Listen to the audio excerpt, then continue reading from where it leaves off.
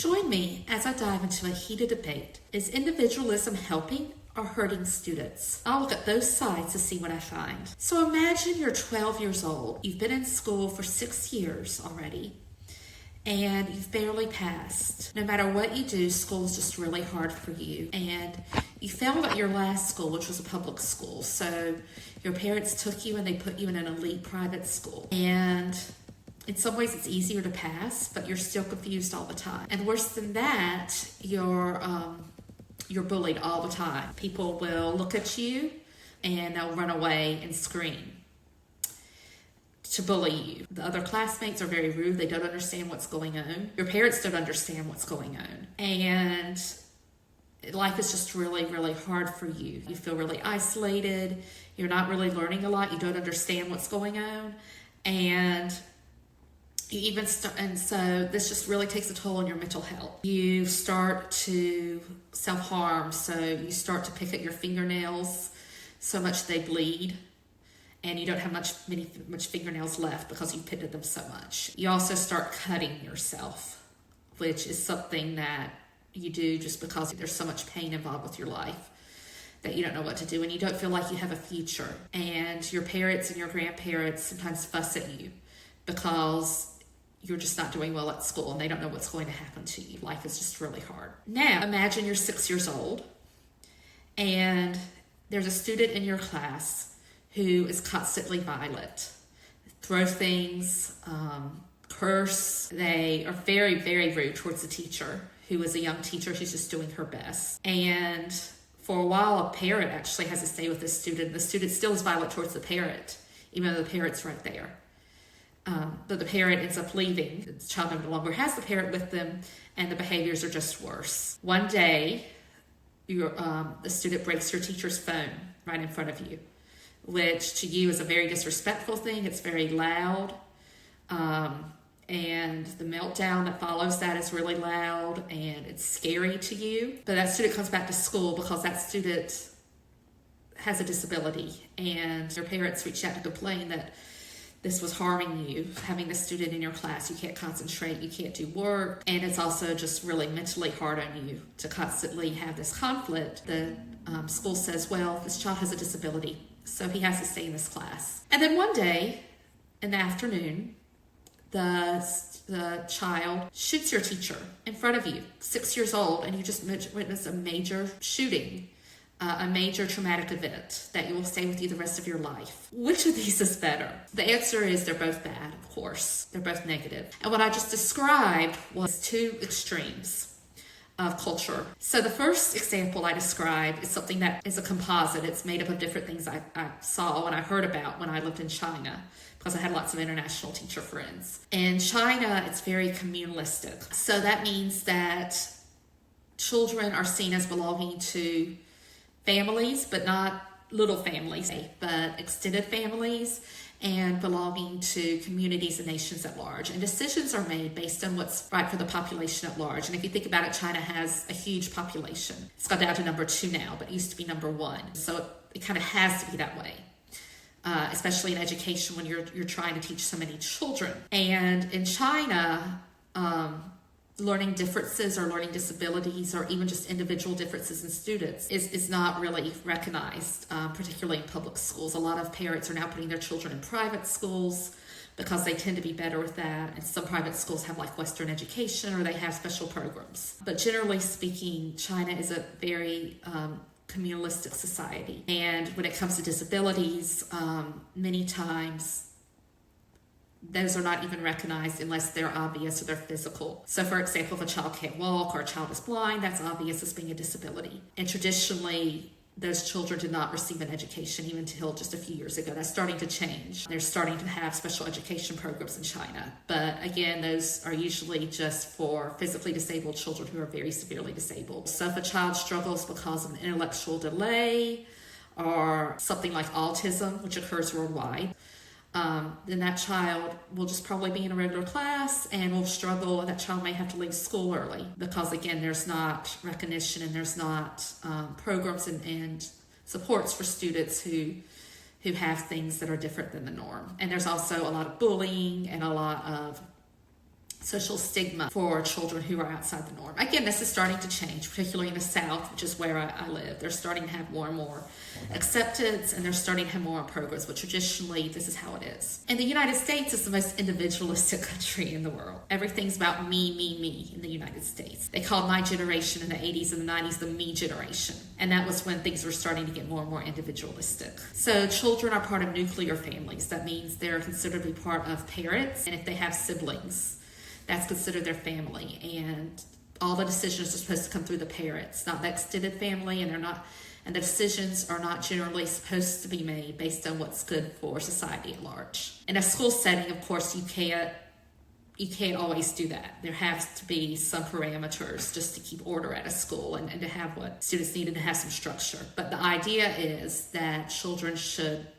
learn based on a family's values, and also based on the child's individual personality and the child's individual abilities. And this has kind of got an extreme in society in the United States. There's this idea that each child should have something tailored to their needs, which is a beautiful idea. It's beautiful. But in practice, it's hard. So which is better? The answer is both of these are not very good. We've gone so extreme in the United States that children who have significant problems, that it may include behavior problems, are included in classrooms, and there's this idea that from an individual standpoint, even what you might call negative character traits, things that are not good, like violence, behavior problems, cursing, even that has to be accepted because as an individual, that's what that child does. And it's a part of the child if the child has a disability. But in China and in all parts of Eastern Asia,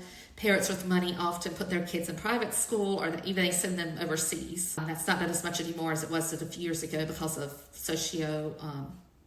political reasons, geopolitical reasons, and so forth, and fear of COVID and safety and things like that. But it still often happens that parents will even send their children overseas because they don't feel like a communalistic education works, and it does it for many students. There are many students who are left out of that. The United States and some other Western countries are unique in that we really strive for individualism in education, and for every child to get an education. And it's something that we really should be proud of. I know we bash the education system a lot. God knows I'm critical of it, but there's at least this idea that every child should have an education that works for them. Now, that being said, the way that we're individualistic in education in the United States, to me, is very structurally unsound. What do I mean by that? Well, the idea of individualism in education is actually really old. If you read Little House on the Prairie, or you read some books that take place during that time, the 1800s,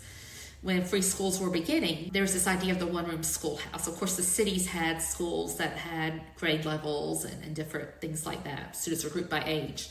But traditionally, in these rural areas, there would be one-room schoolhouses. When I taught in Northeast Tennessee, there were probably at least a dozen of these old schools that were no longer in use, that people talked about in the community because they attended these schools up to the mid-1900s because it was a rural community. And these were small schools. They would have usually fewer than 100 students, sometimes even fewer than that. And they would be extremely individualized. So students would be working on whatever level they were at. And it was very flexible. A lot of students, for example, would have to work on the farm. So when they came to school, they might be way ahead of their peers if they didn't have to work on the farm, and they could come to school regularly. But they might have missed several weeks of school or several months of school because of having to work, or illness was very common then. People would be out for illness, and so it was very common to have people around the same age doing very different things. You might have a child doing fractions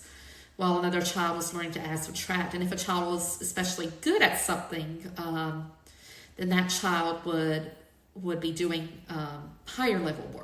And so, and there was a great teacher autonomy. There wasn't a whole lot of, this is what you have to do. In fact, in some places, there were not even standard. Teachers would do what they thought was right for the student. And I worked for a school district that was in a rural area where teachers had kind of that same model. Teachers were encouraged not to just use textbooks and not to do the same thing for every student. There was this idea of using data, including reading levels, in particular, in the field of reading. And they did something similar with math to find out where students are at and to meet them at that level. And teachers were encouraged to use a wide variety of resources. They were encouraged to have lots and lots of books. The school system actually created classroom libraries, which was where there were lots and lots of different books of different subjects in the classroom, and they were organized, and students could find something based on not only in their level, but on interest, because that was another thing that we worked towards, was interest. And assignments were also differentiated. Students usually had like a menu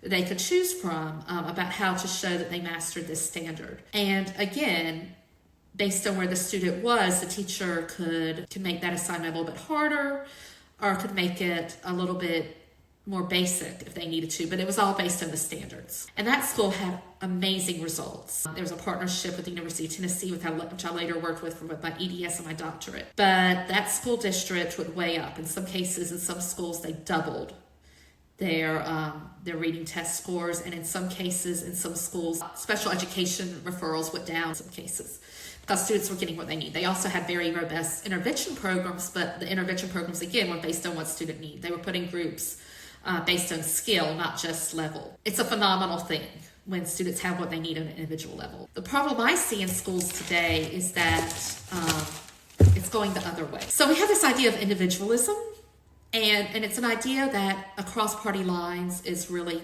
touted. This idea that children are the future and that we have to do what's right for each child. And it might sound a little bit different, whether it's on the right political side of the aisle or it's on the left, but there's that idea there. But in practice, other priorities are becoming important in education. Other priorities are taking over, and there's two main things that are driving that. So the first is capitalism. So in many states and local districts, particularly urban districts that have lots of schools, and in really on the federal level, there are all these parameters now that limit teacher autonomy. So many times it's mandated that you have a specific curriculum, which is not necessarily bad. You need something to guide you. You need a guide to help you to reach your students. But you have to be on this page at this time with every child. They have pacing guides, and you have to be exactly where the same thing is,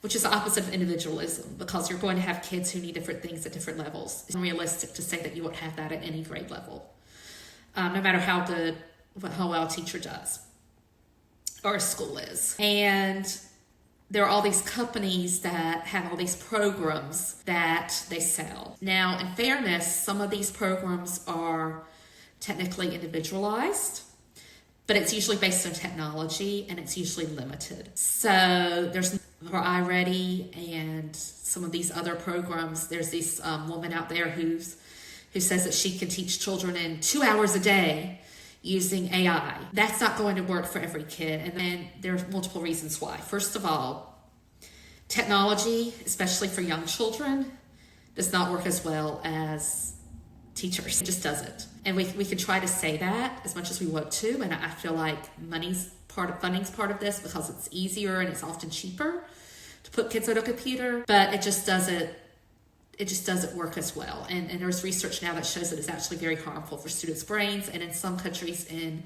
Northern and Western Europe, they're actually limiting the amount of screen time children have. Also, when you do this, you're going to get just short snippets of text. Generally, they're selections, they're passages. That's not authentic reading, and it's not going to motivate students, and it's not going to give them enough practice. For students to really do well, particularly in reading, they need to practice reading for long periods of time. And the best way to do that is on things that you like and things that are around your level. And AI programs, I'm sorry, they don't do that. They don't give enough practice for students. And it may work better for some students, particularly gifted students, but we saw during COVID what life was like when school was entirely technological. I feel like there is a place for virtual learning and for virtual schools. In fact, I work for one part-time, high school, but that takes some maturity, and it also takes a specific type of learner who is able to self-direct. That's something that most students don't have, and we saw it during COVID. You think of how much learning loss occurred during COVID when we had this big experiment where everything was on computers.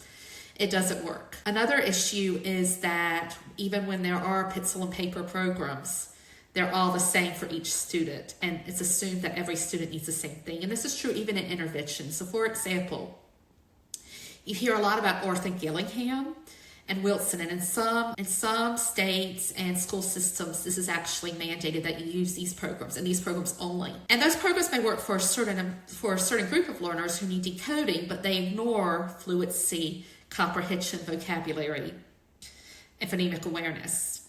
And then there are some programs that are just phonemic awareness that everyone's using. Phonemic awareness is easy for most kids. Most kids don't need that. So again, they're basing what every student gets the same thing. It's the opposite of individualism. The other thing that's influenced this is ideology. So in the United States right now, we have a lot of cultural tension. You hear the word culture war sometimes about what should be taught and what children should have access to. There's this fear among certain segments of the population that children are learning inappropriate things at school, and that so that there must be really big control over teaching, and particularly what teachers do. Teachers are not trusted to have good materials for children and to know what children need, because there's this fear that children will learn things that are not appropriate for them, or that particularly promote political or sexual views,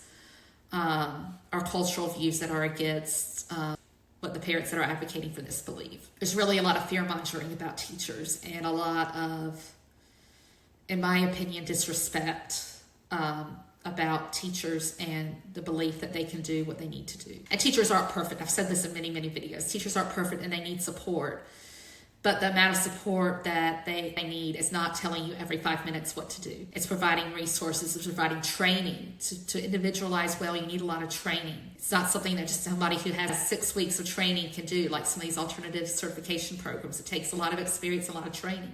And it's messy, it's not easy, but it's worth it. And because of ideological reasons,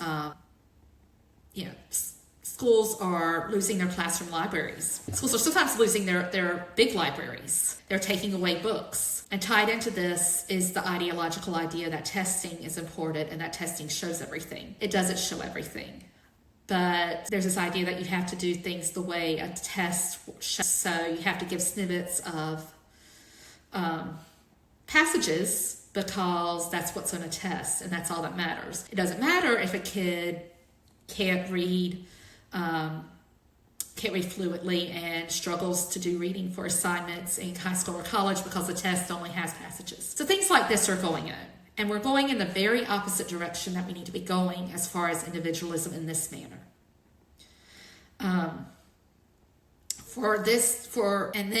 Another issue that comes up when we talk about individualism is rights. So typically you hear about two kinds of things in individualism in the United States when it comes to education. The first is a student's right. And there's actually a video out there of a child pepper spraying their teacher. That means that the child took pepper spray, which is meant to be used for self-defense. If you're in a dangerous situation, you're getting robbed, you're getting attacked, you can use pepper spray to hurt a teacher. It really harms the eyes, the nose, the mouth, and I'm sure other children in that classroom were also harmed. I don't know all the details with that. But people were actually defending the student because the teacher had taken the cell phone away. And there was this idea, well, the student has a right to a cell phone. That, to me, is an amazing argument. That is individualism run amok. This idea that your rights go above basic safety. And you'll hear about that. And people will say, oh, well, the teacher was bad to my child. And my child has the rights to have a nice teacher. The teacher doesn't pay enough attention to my child. My child has the rights to good grades. You hear that a lot. Well, my child did this work. It doesn't matter if the work's good. My child has the rights. So there's this idea of right. It's usually related to free speech or free expression. That the child has the right to do whatever they want to at the school. That is totally insane, and that is not sustainable. It's not. The second way that rights are often presented in education are rights of students with disabilities. So every student in the United States has rights, but the strongest rights, because of the law, the way the law is written, and because of the way the school is structured, the strongest rights are for students who have disabilities. And unlike in Eastern Asia and most of the world. Students who are disabled are not just physically disabled, and oftentimes the disabilities are not things that would be seen as disabilities in most of the world. Particularly when we talk about things like behavior disorder, that's considered a disability in the United States. Your child can't behave, they have something physically or psychologically wrong with them. That's becoming more and more of a thing. Children are being diagnosed with anxiety, with oppositional defiant disorder, with things like that. ADHD is other health impairment. Your child can't sit still. That is an unheard of thing in other countries, which again, many of those students would not be learning, which is not a good thing. It's a good thing that we have laws that protect these students. And learning disabilities, which again is not recognized in many countries, and people don't really understand this, but learning disabilities almost didn't make it into the Individualized Disability Education Act. It was almost not recognized as a category, which seems crazy today because that's what many students are under. And the only way many parents can get the individualization they need for their child is to diagnose with a disability. So I'm in all these mom groups, and whatever a parent asks about anything related to school, anything. My child doesn't like their teacher.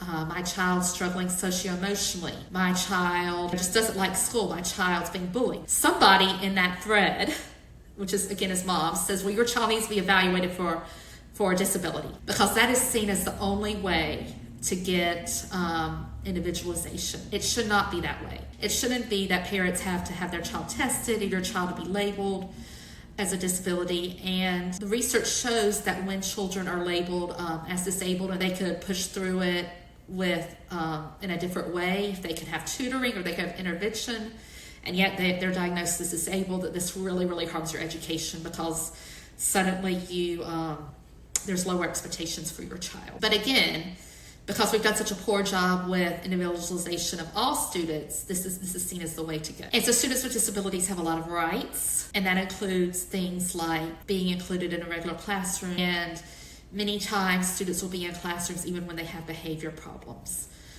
because there's so many lawsuits, there's so much many legal issues about children with disabilities, and no school system wants to fight that. It's very expensive, it's very difficult. And there are attorneys out there who would literally fight for these children to be in regular classroom. And individualism in special education works when the child really needs it. Particularly students have severe disabilities. Most of the time, in most of the world, students with severe disabilities don't go to school, and they don't have much of a future, honestly. We do a very good job for that when the child gets what they need. When the child has teachers who are able to work with that student on goals and have the student have a vocation, it's amazing. But many times that's not happening, and that's partly because of funding, because special education, it really depends on the state and how much the state puts in, but it's generally recognized that students get about between 15% and 30% of the funding they need for special education. So students may have really high needs, and they don't get what they need for that, and they're just stuffed in a classroom. And it becomes this whole idea of right. And the other thing is that special education has largely become accommodation-based. And that's partly because there's so many students and such little funding. For special education to be done right, you need a lot of services for students. You need a lot of really good teachers working with these students to have them to meet high academic standards, and that's not really happening. So it's become largely accommodation-based. Kids don't have to do all the work. They don't have to sometimes even take tests that other students take, or they have everything read aloud to them, which that ends up being that the child doesn't learn how to read very well. Students with disabilities are seen as innocent. It's seen as not being their fault, which again is a very individualistic idea, that everything is based on the disability, based on the student's individual needs and the student's individual makeup, rather than based on a combination of environmental and genetic and nature-based factors. There's this idea that student as an individual, everything is based on the student's individual makeup rather than an combination of environmental and individual factors, which is usually what it is. And we even know that some of the children who are diagnosed with disabilities, it's because of things like not having a good educational background. Many times learning disabilities happen because students just don't get what they need when they're young. And that's part of what response to intervention was designed to prevent. But response for intervention is a whole other thing. And if you don't know what I'm talking about with that, that's a program to help students to catch up in math and reading at the lower grades. Phenomenal when it's done right. But again, it's often not done right. It's often these packaged programs and not what each student individually needs. So that's my opinion for what it's worth as a reading specialist and a career teacher.